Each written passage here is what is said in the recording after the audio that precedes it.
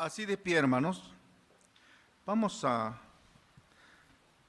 abrir nuestras Biblias en Oseas capítulo 7.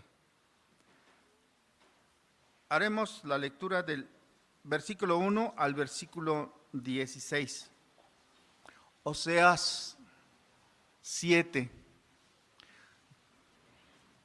del versículo 1 al versículo 16. Vamos a hacerlo también de manera alternada.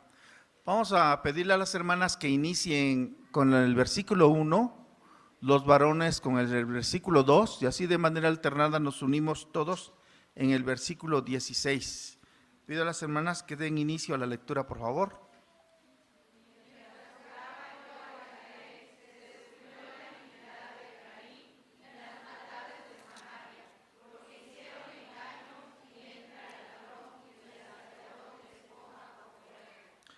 Y no consideran que en su corazón que tengo en memoria toda su maldad.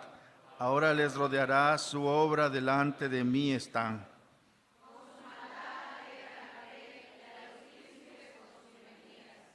Todos ellos son adúlteros, son como horno encendido, como hornero, que cesa de avivar el fuego después que está hecha la masa, hasta que se haya leudado.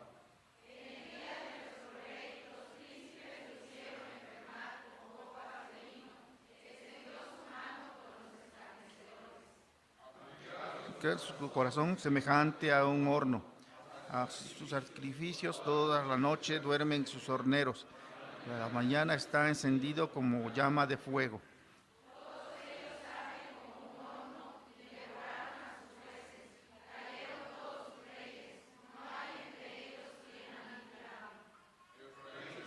Es mezclado con los demás pueblos. Efraín fue torta no volteada.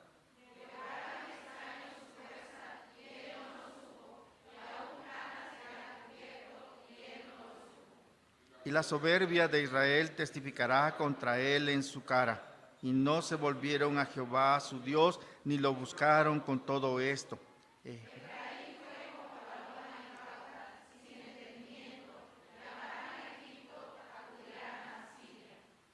Como fueron, tenderé sobre ellos mi red, les haré caer como aves del cielo, les castigaré conforme a lo que se ha enunciado en sus congregaciones.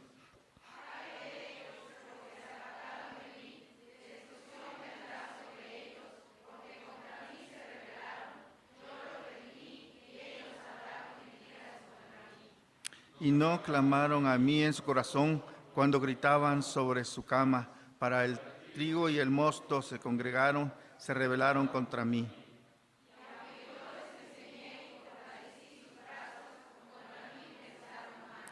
Volvieron, pero no al Altísimo.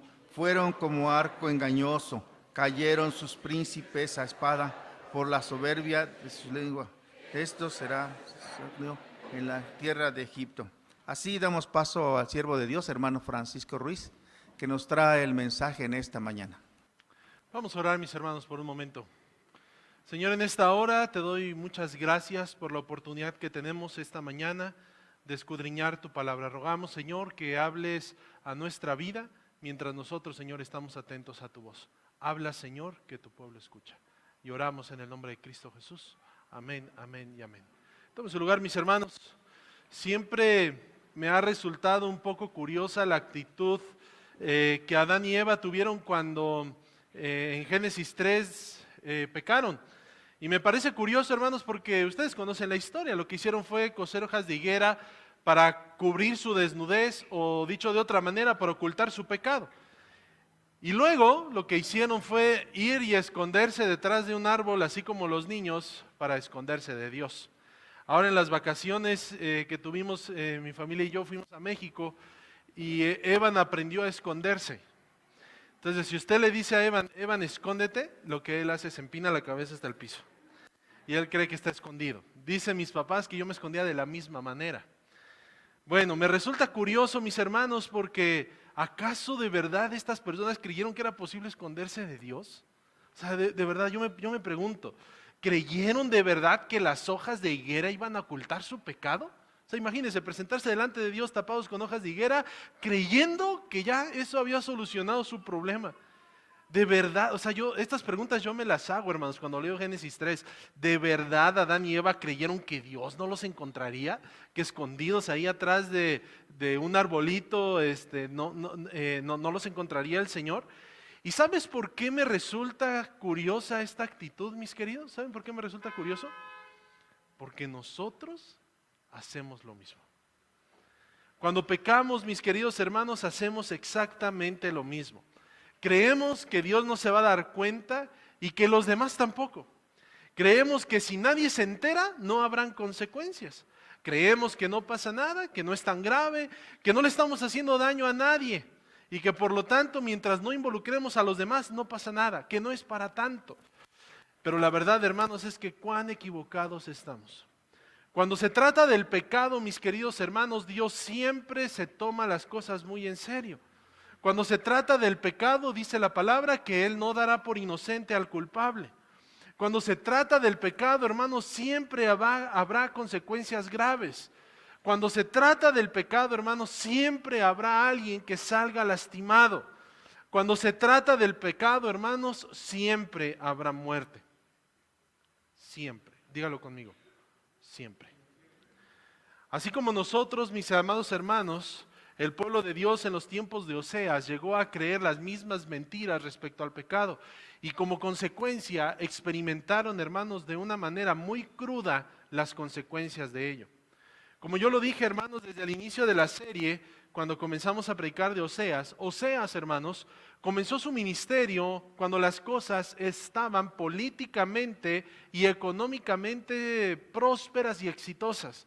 A pesar de que el pueblo de Dios no buscaba al Señor de la manera que debían buscarlo, lo que sí estaba pasando es que la semilla de la idolatría estaba plantándose allí y tarde que temprano, hermanos, iba a haber una siega trágica moral que había o que se estaba sembrando en esos entonces. Y el capítulo número 7, hermanos, del libro de Oseas describe cómo es que el pueblo de Dios pretendía de alguna manera mantener en secreto su pecado, pero luego lo que vamos a ver, hermanos, es que Dios saca a flote ese pecado para dejarlo en evidencia con un propósito en particular. Así que quiero que examinemos, hermanos, este poema, porque de hecho este capítulo, hermanos, es un poema. Pero a diferencia de los poemas que seguramente usted, mi querido hermano, le lee a su esposa todos los días, ¿verdad, hermanas? Para declararle su amor y demás. Este poema, mis hermanos, no tiene nada que ver con un poema romántico. De hecho, hermanos, debo decirlo, es un poema duro. Es un poema, hermanos, que mientras yo lo estaba estudiando y profundizando y ver hacia dónde el Señor me llevaba mientras estudiaba, hermanos, debo decir que lloré en varias ocasiones. Porque el pecado, hermanos, siempre trae muerte. Y eso es de lo que habla este poema. Así que lo primero que dice este poema, mis hermanos, en los versículos 1 al 7, nos habla del desenfreno de la maldad. Del desenfreno de la maldad. Entonces, va a aparecer ahí en la pantalla, hermanos, el desenfreno de la maldad. Versículos 1 al 7, déjenme volverlos a leer. Cuando yo quería curar a Israel, se descubrió la iniquidad de Efraín y las maldades de Samaria porque practican el engaño. El ladrón entra, los bandidos despojan por fuera y ellos no consideran en su corazón que yo recuerdo toda su maldad. Ahora les rodean sus hechos y ante mi rostro están. Algo que a mí me llama la atención, hermanos, de estos primeros dos versículos, es que precisamente algo del desenfreno de esta maldad, es que todos nosotros, mis hermanos, así como el pueblo de Dios en el tiempo del profeta Oseas, lo que hacían, hermanos, como ya lo dije, era pretender que nada estaba pasando. Que ellos estaban teniendo otros dioses, que estaban teniendo vacas por todos lados, vacas sagradas ante las cuales se estaban inclinando y pretendían, hermanos, que nada estaba sucediendo, que no iba a haber ningún tipo de consecuencia. Pero lo que nosotros vemos, hermanos, es que Oseas les está diciendo, miren, ustedes creen, yo los quería curar, vaya, yo quería rescatarlos, yo quería redimirlos, yo quería restaurar su vida por completo. Pero el problema es que yo descubrí la iniquidad. Ustedes practican el engaño, pero luego hay dos ejemplos que el Señor pone en estos versículos que hablan precisamente del oculto que el pueblo de Israel creía que tenía su pecado, como el ladrón que entra y los bandidos que despojan por fuera. Yo les quiero hacer una pregunta. ¿En qué momento bueno, sabemos que hoy en día es casi todo el día, ¿verdad? Pero ¿en qué momento o cuál es la hora preferida para los bandidos o los ladrones entrar a un lugar a robar? ¿A plena luz del día?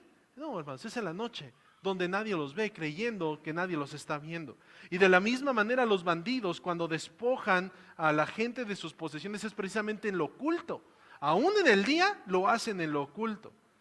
Dios, hermanos, quería sanar a Israel, pero la iniquidad de Efraín y de Samaria, que era la capital de la ciudad o del reino del norte, era tan evidente. Cometían actos de engaño, de robo, de corrupción, y el problema es lo que dice el versículo 2. Y ellos, es decir, el pueblo de Dios, no considera en su corazón que yo recuerdo toda su maldad. ¿Saben qué me dice eso, mis queridos hermanos? Que por mucho que usted y yo tratemos de ocultar nuestra maldad, ¿qué cree? Dios la conoce. Hoy en la escuela dominical veíamos que Dios conoce el interior del corazón, ¿verdad? Había una pregunta por ahí que había que responder que era más o menos así. ¿Cómo te alienta o te desalienta saber que Dios conoce tu corazón? Y entonces pues me alienta al saber que pues me examina y demás, pero me desalienta en el sentido de que sabe mi maldad. ¿Sí me explico? No hay nada, mi querido hermano o hermana, que usted pueda tener oculto delante del Señor. Podrá engañarme a mí, podrá engañar a los que están a su alrededor, pero escúchelo bien, a Dios no lo puede engañar. Él sabe lo que hay dentro de su corazón. Él sabe eso. Muchas veces nosotros intentamos esconder nuestro pecado olvidando que nada está oculto delante de Dios. Él ve nuestros corazones y nos llama a la transparencia, al arrepentimiento genuino. Eso es lo que Dios hace. Por lo tanto, en los siguientes versículos 3 y 4, fíjense lo que pasa. Con su maldad alegran al rey. Ahora, fíjense lo que pasó con el pueblo. Porque el pueblo, en los versículos 1 y 2, su pecado lo tenían como el ladrón y como el que roba, como el bandido, es decir, en lo oculto. Pero en los versículos 3 y 4 hay un cambio. Ya no están con el ladrón y con el bandido. ¿Con quién están? Con su maldad, ¿a quién alegraban? Al rey. Es decir, ya no es algo oculto. Y ese es el problema, hermanos, y el desenfreno de la maldad. Porque si usted, mi querido hermano, escúchelo bien, y de verdad yo quisiera que todos me prestaran atención. Escúchelo bien. El pecado, hermano, siempre va en escalera. Primero, usted lo practica en lo oculto, creyendo que nadie lo ve, creyendo que no pasa nada, que no está lastimando a nadie. Y si usted no lidia con su pecado allí, mi querido hermano, entonces lo que va a pasar inevitablemente es que ese pecado se va a manifestar. Y entonces ya no va a estar en lo oculto, ya va a estar incluso siendo algo que cause alegría a los demás. Con su maldad alegran al rey y con sus mentiras alegran a los príncipes. Todos ellos son adúlteros. Son como horno encendido por el hornero que deja de atizar el fuego desde que prepara la masa hasta que se fermenta. ¿Qué significa eso? Les voy a explicar eso porque mi abuelo era panadero. Y entonces dice, si ustedes saben cómo se cose el pan en un horno grande de esos que deben ser calentados previamente, lo que sucede es esto, se mete leña en esos hornos y uno le prende lumbre y uno le está soplando hasta que básicamente la leña o lo que usted le meta allá adentro, la lumbre o lo que sea prácticamente consumido en su totalidad, pero que el horno ya esté caliente. De tal manera que aunque ya no haya una lumbre activa ahí, el horno está tan caliente que con tan solo meter el pan crudo se cose por el calor. Ya no es la lumbre lo que lo cose, sino el calor. Entonces lo que está diciendo el Señor es esto. Ustedes creían que en lo oculto lo único que estaban haciendo era soplarle al horno, pero hoy su pecado es tan grave que está como horno para pan. Cualquier cosa que ustedes están haciendo, lo que están haciendo es pecar. Mi querido hermano, si usted no lidia con su pecado, y se lo digo de verdad con toda sinceridad, si usted no lidia con su pecado, su propia vida se va a transformar en un horno para pan, listo para que cualquier cosa que entre ahí sea cocinado. ¿Sí me explico? Esto va en aumento. Y para seguir con el aumento, hermanos, no solamente Dios en estos versículos descubre la maldad, porque los líderes se deleitaban en la maldad, el pueblo seguía el ejemplo del rey y de los príncipes, se había convertido, hermanos, en un horno encendido, siempre listo para la maldad. Y la influencia, hermanos, de los líderes, de verdad que es poderosa. Como creyentes no debemos olvidar orar por nuestros líderes y pedirles que sean ejemplos de justicia y piedad. Pero por otro lado, hermanos, nosotros, nuestra propia vida, debe de ser evaluada siempre a la luz de la palabra, para que si nosotros estamos viendo que hay pecado en nuestra vida, nosotros podamos ponerle un límite a ese pecado. Y entonces, con la ayuda del Señor, poderlo destruir. Porque si no, mis hermanos, vamos a llegar a lo que dice el versículo 5 al 7. Fíjense lo que pasa en los versículos 5 al 7, en la fiesta de nuestro rey. Ya no es solamente con el rey. Recuerden, primero estaba con el ladrón y con el bandido en lo oculto. Luego está como horno para pan, listo para pecar. Y ahora ya no solamente es un horno listo, sino ahora ya es una fiesta en grande. ¿Sí me explico? Es una fiesta, hermanos, de nuestro rey, y los príncipes se enfermaron por el calor del vino. Dicho de otra palabra, de otra manera, se emborracharon hasta que ya no pudieron más. Era una fiesta de desenfreno. Él extendió su mano a los provocadores, pues sus corazones son como un horno. Mientras se acercan a su emboscada, toda la noche duerme su ira. Por la mañana arde como llamas de fuego. Todos ellos están calientes como un horno y devoran a sus gobernantes. Todos sus reyes han caído. No hay entre ellos quien me invoque. Era tan grave el pecado, hermanos, que cuando Oseas comenzó a predicar todo iba bien, pero conforme el pueblo de Dios no fue lidiando con su pecado, eso fue escalando y escalando y escalando, hasta el grado, hermanos, que la maldad en freno, que no pudieron detenerla. Nadie, no había uno solo que invocara al Señor. Hermano, yo no sé cuál sea la situación que a lo mejor usted está experimentando ahorita. A lo mejor su vida espiritual en estos momentos está en una cúspide, en un momento sublime en donde usted está creciendo espiritualmente, y gloria al Señor si ese es el caso. Pero si ese es el caso, hermano, no permita que el pecado mine su vida espiritual. Porque si usted no lidia con el pecado diario que todos nosotros tenemos, porque como ya lo dijo nuestro hermano David en algún momento, ese remanente de pecado que hay en nosotros debido a la naturaleza pecaminosa, si no lidiamos con eso, lo que va a provocar es que es como una gotita de agua, como una filtración que después va a causar mucho daño. Lidie con su pecado, hermano. Porque si no, el pecado, hermano, va a provocar un desenfreno tarde o temprano. No lo mantenga en lo oculto, porque tarde o temprano el Señor lo saca a flote. El Señor lo va a traer a la luz y de todas maneras se va a tener que lidiar con él.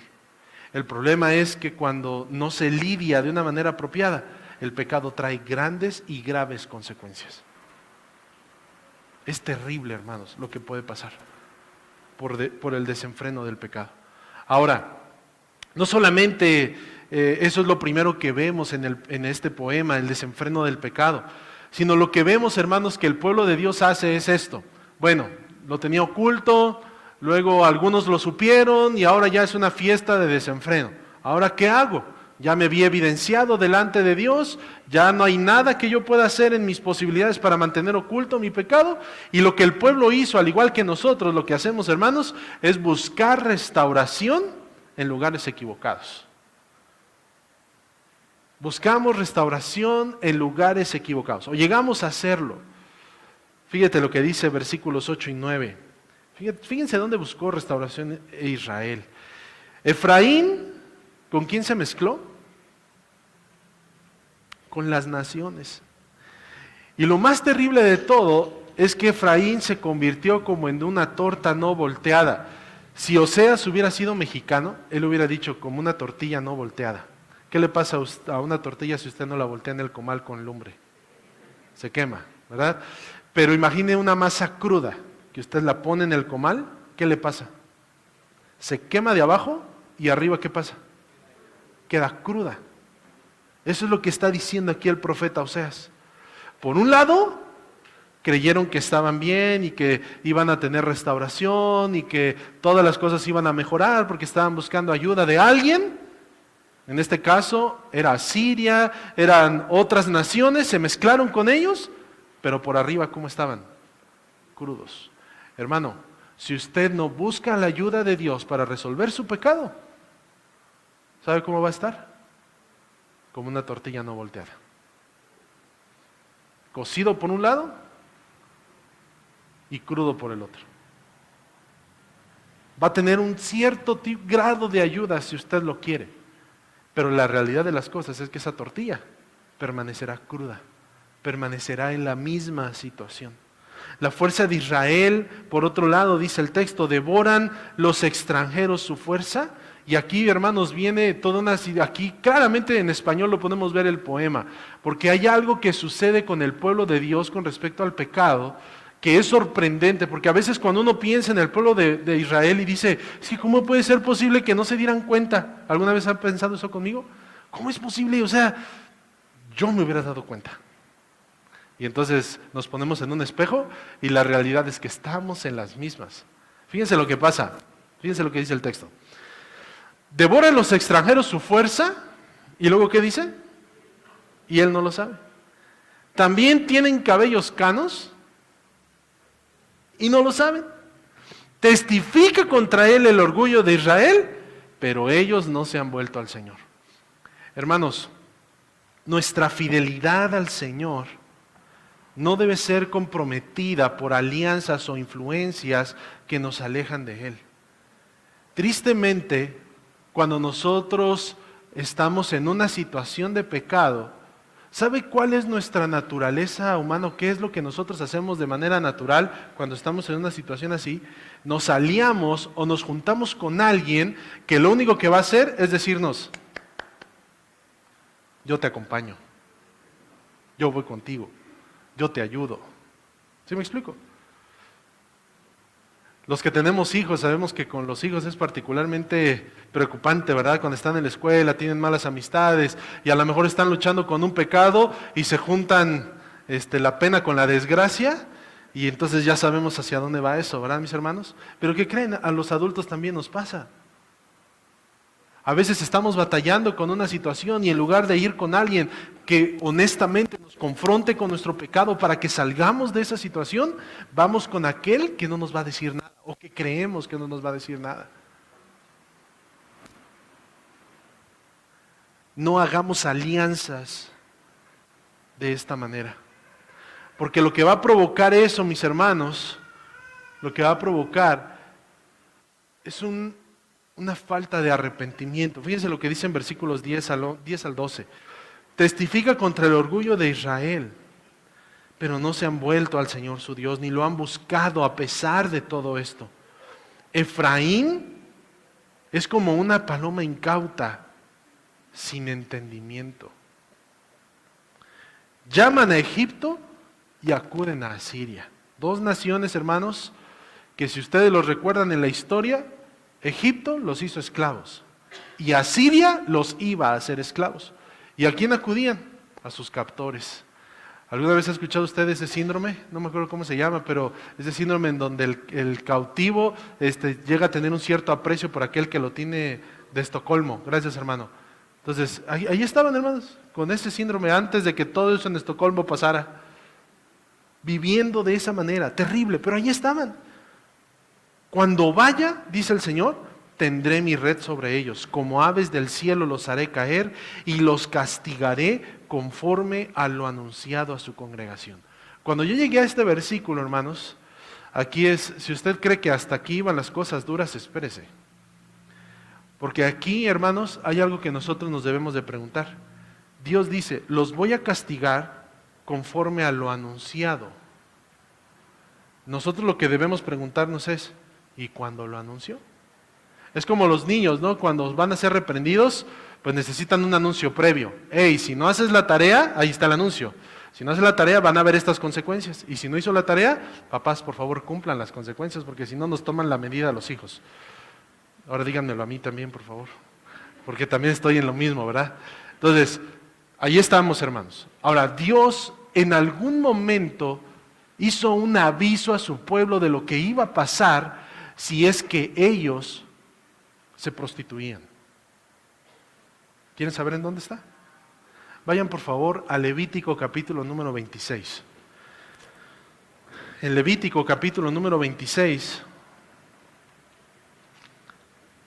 está esta advertencia que el Señor les hace.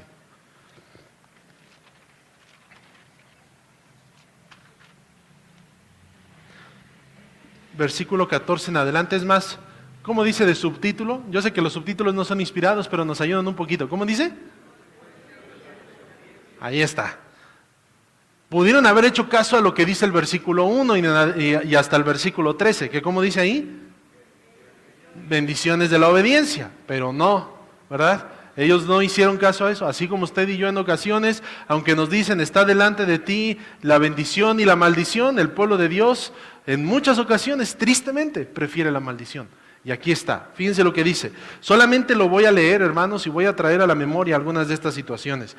Pero si ustedes no obedecen y no ponen por obra todos estos mandamientos, si desprecian mis estatutos y si su alma aborrece mis ordenanzas para no poner por obra todos mis mandamientos, quebrando así mi pacto, yo por mi parte les haré esto. Y aquí viene lo que va a hacer el Señor. Pondré sobre ustedes terror repentino, tisis y fiebre que consuman los ojos y hagan desfallecer el alma. En vano sembrarán la semilla, pues sus enemigos la comerán. Fijaré mi rostro contra ustedes para que sean derrotados delante de sus enemigos. Los que aborrecen los dominarán. Eso sucedió con Babilonia, Siria y todo eso. Y ustedes huirán sin que nadie los persiga. Y si aún con todas estas cosas no me obedecen, entonces los castigaré. ¿Cuántas veces? 7 veces más por sus pecados. Esta es la primera vez que aparece ese 7 veces más.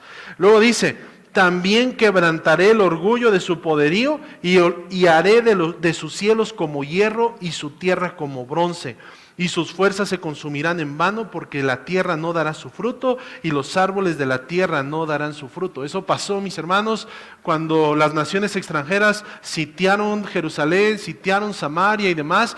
Una de las estrategias militares que usaron, según lo que vemos en la Biblia, es que echaban piedras en los terrenos de siembra.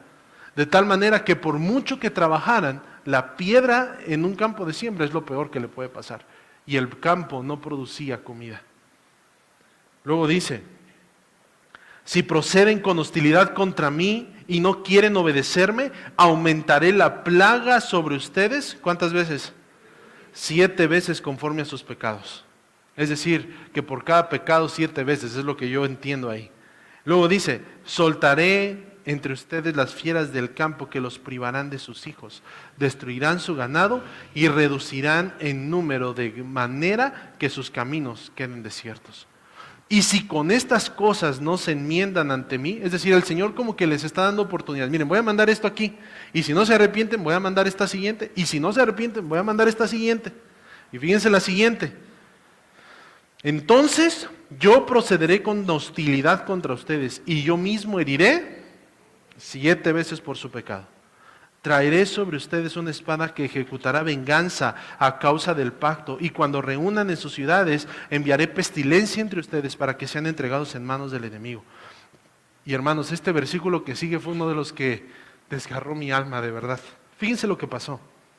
Cuando yo les quite el sustento de pan, 10 mujeres cocerán su pan en un horno y les darán su pan en cantidades medidas, de modo que comerán y no se saciarán. Y si a pesar de esto no me obedecen, sino que proceden con hostilidad contra mí, entonces yo procederé con ira y con hostilidad contra ustedes. Yo mismo los castigaré. ¿Cuántas veces? El Señor les está diciendo, de todas maneras les voy a dar un poco de pan, pero si de todas maneras no se arrepienten, versículo 29. ¿Qué va a pasar? ¿Y saben qué es lo más triste? Que si usted va al libro de Reyes, en el tiempo del profeta Elías, cuando sitiaron Samaria, llegaron delante 2 mujeres y una de ellas le dice, ayer teníamos hambre Y esta señora me dijo que cocináramos a mi hijo para comerlo y que hoy comeríamos a su hijo y ahora no lo quiere entregar.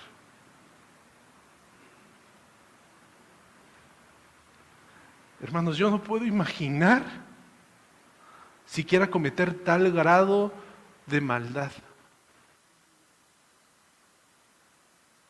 Pero eso fue exactamente lo que pasó por el pecado. Hermano, el pecado destruye tanto que nos hace hacer cosas sin sentido.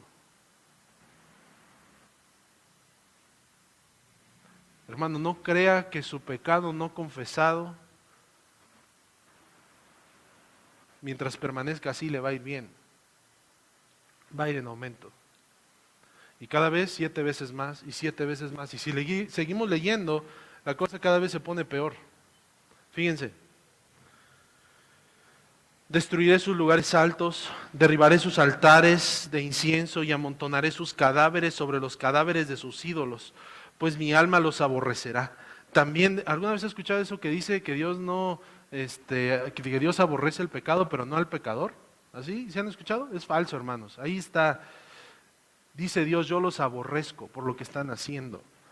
Asolaré la tierra de tal modo que sus enemigos se establezcan, en ella queden pasmados. A ustedes, sin embargo, los esparciré entre las naciones y desenvainaré la espada en pos de ustedes, y su tierra será asolada y sus ciudades quedarán en ruina. Y usted puede seguir leyendo, hermano, y la historia cada vez es peor. El pecado, hermano, por la falta de arrepentimiento, hizo que el pueblo buscara alianzas donde no tenía que hacerlo, y lo único que provocó, en lugar de tener una solución para su pecado, fue quedarse una vez más, por un lado cosido, creyendo que estaba solucionando su problema, pero por el otro lado quedó igual o peor. Hermano, si usted está viviendo en pecado, escúchelo bien, y ha permanecido ese asunto en oculto, no crea que siempre va a estar así. Tarde o temprano el Señor lo va a sacar a flote. Y si usted no lidia con eso, la ruina espiritual a la que usted se enfrenta es grande. Lo que nos lleva entonces, hermanos, a la tercera parte de este poema, donde Dios, hermanos, lamenta la triste condición espiritual a causa del pecado. En los versículos 13 en adelante, está Dios, hermanos, haciendo un lamento, el pueblo un clamor, pero ambos, hermanos, sabiendo que nada va a arreglarse. Ay de ellos, pues de mí se han alejado. Este es el lamento de Dios. Porque el problema, hermanos, de habernos alejado de Dios, según lo que dice la palabra de Dios, es que todo aquel que comete pecado está destituido de la gloria de Dios, mis queridos. Y que la paga del pecado, díganme qué es muerte. Por lo tanto, hermanos, Dios está lamentando porque sabe lo que viene como consecuencia del pecado. Viene destrucción, sobre ellos vendrá destrucción, porque contra mí se han rebelado. Luego dice, yo los redimiría.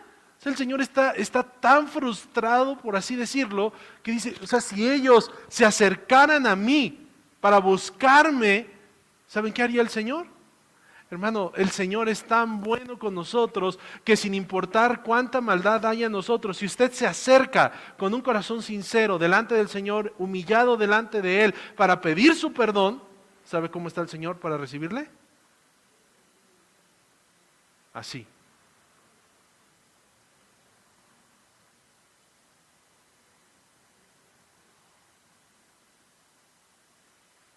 Él quiere perdonarlo. Él quería perdonar a su pueblo. Él quería perdonarlo, pero el pueblo no quería ser perdonado. Versículo 14, y no claman a mí de corazón. Fíjense cuántas veces estos versículos dicen mí. Si usted tiene la versión que yo estoy utilizando hasta con mayúscula, es más fácil identificarlos.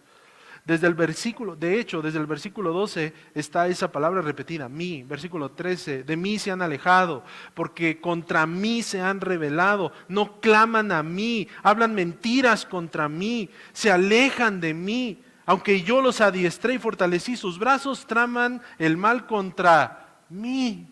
Se vuelven, pero no hacia lo alto. Son como un arco engañoso. Sus príncipes caerán en espadas por la insolencia de sus lenguas. Esto será su escarnio en la tierra de Egipto. A pesar, hermanos, de la disciplina y la enseñanza de Dios, ellos se rebelan. Dice el texto que son como un arco engañoso. ¿Sabe cómo es un arco engañoso o a qué se refiere? Se refiere a un arco que no está bien diseñado, que cuando usted tira la flecha al blanco sale para cualquier lado. Ahora imagínese que usted quiere hacer un truco de esos que hacen en esos lugares donde se pone una manzana y está una persona con un arco y tira la flecha. Imagínese que es un arco, ¿cómo dice el texto? Un arco engañoso, que no sabe para dónde va a ir la flecha. ¿Usted se pondría ahí con la manzana? Definitivamente no. ¿Se pondría a un ladito? Tampoco, porque uno no sabe para dónde va a salir la flecha.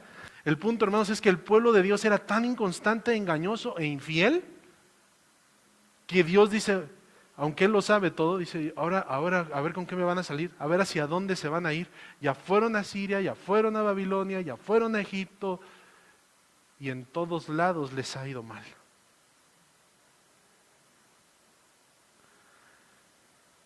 Ahí termina el poema. Pero ¿saben qué, mis queridos? Ahí no termina la historia.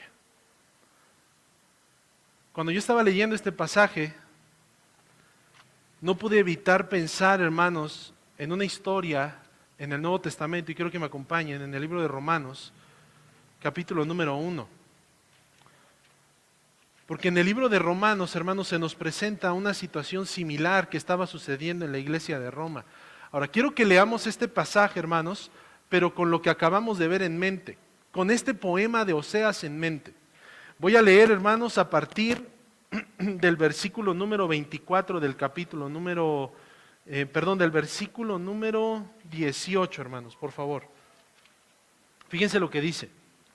Porque la ira de Dios se revela desde el cielo contra toda impiedad e injusticia de los hombres, que con injusticia restringen la verdad. Pero lo que se conoce acerca de Dios es evidente dentro de ellos, pues Dios se lo hizo evidente, ahí está. Ellos tenían oculto, pero Dios ¿qué hizo? Dios lo hizo evidente. Ahí está la primera parte del poema de Oseas.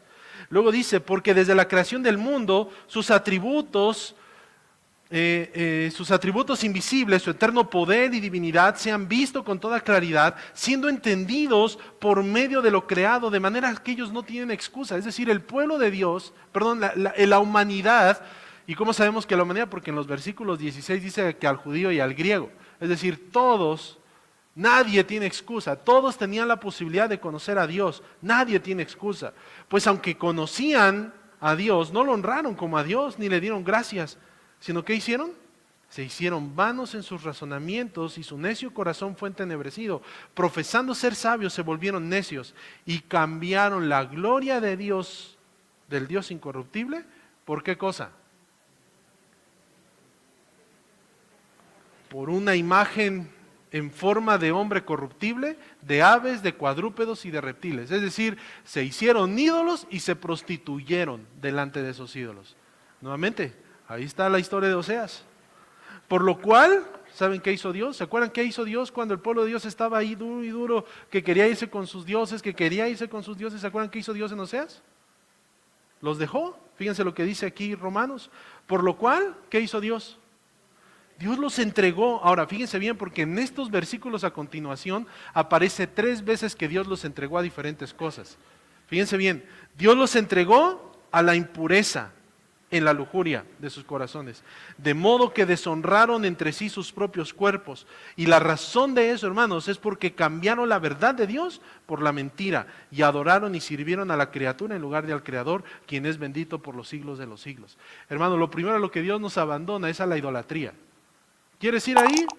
No te va a funcionar, pero ahí está. Lo que produce, hermanos, el no estar cerca de Dios es lo que sigue. Por esta razón Dios los entregó a pasiones degradantes, porque sus mujeres cambiaron la función natural por la que está contra la naturaleza. De la misma manera también los hombres, abandonando el uso natural de la mujer, se encendieron en su lujuria contra otros, cometiendo hechos vergonzosos, hombres con hombres, y recibiendo en sí mismos el castigo correspondiente de su extravío. Hermanos, probablemente vayan a censurar el video ahí en las redes sociales, pero no importa. la homosexualidad es un pecado terrible que produce destrucción en la vida de la gente. Aquí está. Y la razón por la que hay este tipo de situaciones, esas comunidades LGBT y todas esas situaciones, mis hermanos, es porque Dios entregó a pasiones degradantes. Esas son pasiones degradantes. No hay vuelta de hoja. Usted le puede llamar preferencia, la gente le puede llamar, ¿cómo le llaman hoy? Y lo que usted quiera. Pero Dios dice que es una pasión degradante. Y Dios tiene la verdad. Pero Dios no solo lo entregó a eso, sino fíjense lo que dice, de la misma, versículo 28, y así como ellos no tuvieron a bien reconocer a Dios, número 3, Dios los entregó a una mente depravada, para que hiciera las cosas que no convienen. A lo mejor hasta ahí usted dijo, no, pues hasta aquí me salvé, porque pues yo no practico la homosexualidad y estoy de acuerdo con el pastor, amén, hermano, qué bueno que lo dijo. Agárrese, mi querido. Para que hicieran cosas que no convienen. Están llenos de toda injusticia. ¿Cómo es usted en sus negocios? ¿Vende kilos de a kilo? Maldad, avaricia, malicia, llenos de envidia, homicidios. Recuerde que los homicidios no es nada más ir y tomar una pistola y asesinar a otra persona, es llamarle tonto a su hermano. Pleitos, engaños, malignidad. A lo mejor usted dijo, ya me salvé, hermano, hasta aquí yo no he hecho nada de eso, soy una blanca palomita. Yo le llamaría así como seas, paloma incauta. Chismosos, detractores. No les dije a ustedes, hermanos, es lo que aquí dice, ¿eh? Porque así sonó, ¿verdad? Es Pablo, es Dios el que nos está diciendo. Gracias, hermano. Aborrecedores de Dios, insolentes, soberbios, jactanciosos, inventores de lo malo, desobedientes a los padres, sin entendimiento, indignos de confianza, sin amor, despiadados. Ellos, aunque conocen el decreto de Dios, que los que practican tales cosas, como dice el texto, mis benditos, son dignos de muerte. No solo las hacen, sino que también dan su aprobación a las que los practican. ¿Le sigo? Por lo cual, no tienes excusa, oh hombre, quien quiera que seas tú que juzgas tú pues al otro, a ti mismo te condenas, porque tú que juzgas practicas las mismas cosas. Sabemos que el juicio de Dios justamente cae sobre los que practican tales cosas. Y luego viene una serie de preguntas. ¿Y piensas esto, hombre, tú que condenas a los que practican tales cosas y haces lo mismo, que escaparás del juicio de Dios? Nuevamente, eso es eco de Oseas, mis hermanos. Es aquí Pablo diciendo, acuérdense de Oseas. Dios les dijo allá que a poco se iban a salvar. No se salvaron. ¿O tienes en poco las riquezas de su bondad, tolerancia y paciencia, ignorando que la bondad de Dios te guía al arrepentimiento? Pero por causa de tu terquedad y de tu corazón no arrepentido. Y ahora, ¿sabes qué es lo que más me sorprende de este pasaje? Que aquí Pablo, ¿a quién le está hablando? A una iglesia. Un lugar que se supone que está lleno de gente espiritual, ¿sí me explico? Y les dice, por causa de tu terquedad y de tu corazón no arrepentido, estás acumulando ira para ti en el día de juicio, en el día de la ira y de la revelación del justo juicio de Dios. Él pagará a cada uno conforme a sus obras. A los que por la perseverancia hacen el bien, buscan la gloria, honor e inmortalidad, vida eterna. Pero a los que son ambiciosos y no obedecen a la verdad, sino que obedecen a la injusticia, su destino es ira e indignación. Habrá tribulación y angustia para toda alma humana que hace lo malo, del judío primeramente y también del griego. Pero toda gloria y honor y paz a todo aquel que hace lo bueno, al judío primeramente y también al griego. Desde mi punto de vista, hermanos, creo que esta sección del libro de Romanos en realidad empezó hace 2 capítulos. En el capítulo 1, versículo 16. Y cierra esta sección diciendo, al judío primeramente, pero también al griego. Hay una promesa, hermanos, hecha aquí, en todo este pasaje, capítulo 1 y 2 de Romanos, que es un eco de lo que ha pasado en Oseas. Oseas nos ha dicho, el pecado produce destrucción, va a ser descubierto y será una destrucción total si no te arrepientes. Y para el pueblo de Oseas, hermanos, eso fue una realidad. Hubo una destrucción. El pueblo fue llevado cautivo, pagaron las consecuencias de su pecado, se comieron a sus hijos y todo lo demás que dice Levítico. Pero luego, mis hermanos, cuando llegamos a los tiempos del Señor Jesús, pasó exactamente lo mismo. Porque el pueblo de Dios permanecía alejado de Dios. Y entonces, el día de la ira se vio manifestado en la cruz del Calvario, cuando Cristo llevó en la cruz el pecado de usted y mi propio pecado. De tal manera, mis hermanos, que todo lo que nosotros merecíamos, Cristo lo cargó en la cruz. Usted y yo estábamos destinados a comernos a nuestro hijo. ¿Y sabes qué hizo Dios? Él sacrificó a su hijo. Él sacrificó a su hijo para que usted pudiera ser perdonado. Y ahora, hermanos, en nuestros días, estamos viviendo en un tiempo, según lo que dice el versículo 5, el versículo número 4 de Romanos 2, o tienes en poco las riquezas de Dios, su bondad y tolerancia y paciencia, ignorando que la bondad de Dios te guía al arrepentimiento. Hermano, lo que Dios quiere es que usted vaya a Dios en arrepentimiento, que usted practique el verdadero arrepentimiento, que es lo que prediqué el domingo pasado. Él quiere que usted viva arrepentido. ¿Y sabe por qué?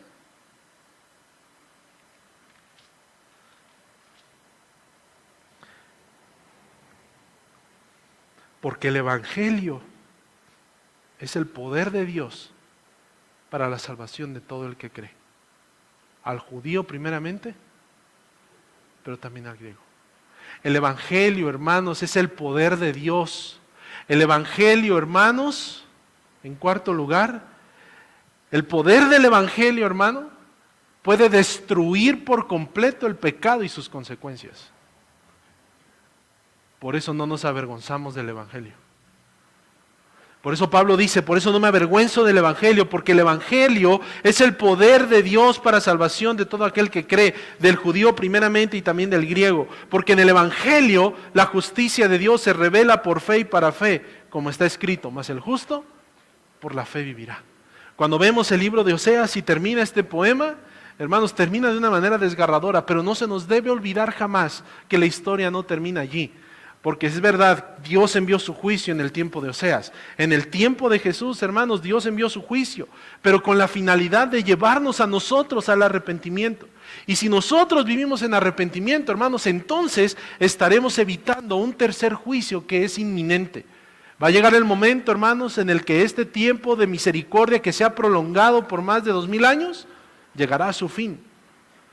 Y cuando llegue a su fin, toda criatura comparecerá delante de su Creador y entregará cuentas. Y según lo que dice Romanos, si ha creído en Jesús, recibirá vida eterna. Pero si no ha creído, recibirá ira e indignación. Yo quiero preguntarle,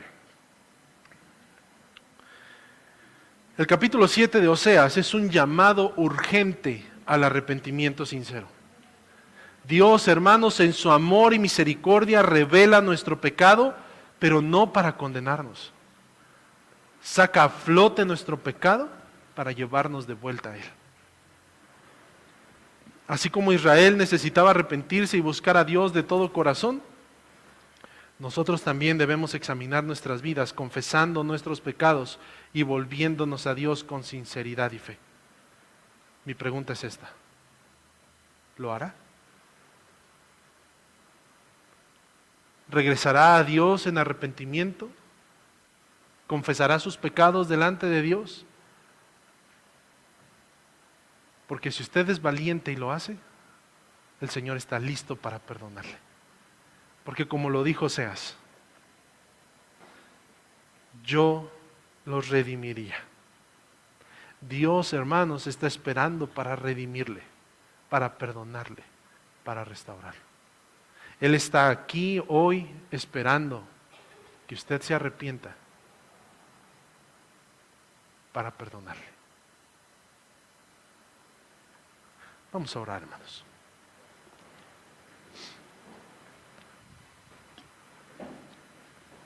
Amado Señor,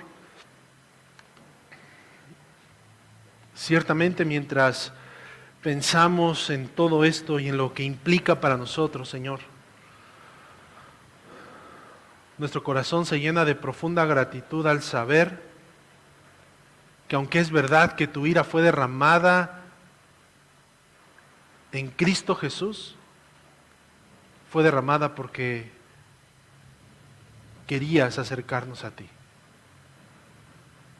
Queremos pedirte, mi buen Señor, que tú restaures nuestras vidas, que nos permitas, amado Señor, ser perdonados. Yo no sé, mi buen Señor, cuál es la situación espiritual de cada uno de los que estamos aquí, pero tú sí, Señor. No hay nada que esté oculto delante de tus ojos. Señor, yo no sé si alguno de mis hermanos o hermanas ha vivido en pecado y lo ha tenido oculto. Pero Señor, si ese es el caso, Señor, tráelo a flote. Señor, revélale a mi hermano, a mi hermana su propio pecado, para que entienda que tú no estás aquí para condenarlo, sino para llevarlo de vuelta a ti en arrepentimiento. Señor, yo te pido de verdad con todo mi corazón que nos permita ser una iglesia que viva siempre en arrepentimiento. Señor, que aún si estamos viviendo en integridad, que no permitamos que el pecado mine nuestra vida.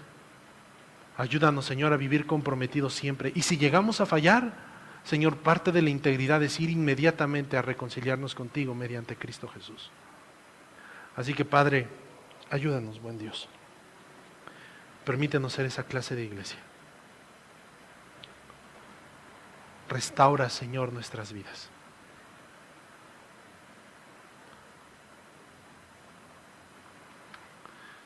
En esa actitud de oración, hermanos, mientras seguimos con los ojos cerrados, después de cantar el siguiente himno, vamos a celebrar la cena del Señor. Así que yo les voy a pedir, hermanos, que aprovechemos este momento y nos pongamos a cuentas con el Señor. Toma un momento. Si quieres arrodillarte, siéntete en esa libertad y ponte a cuentas con Dios. Este es el momento. Ponte a cuentas con Dios.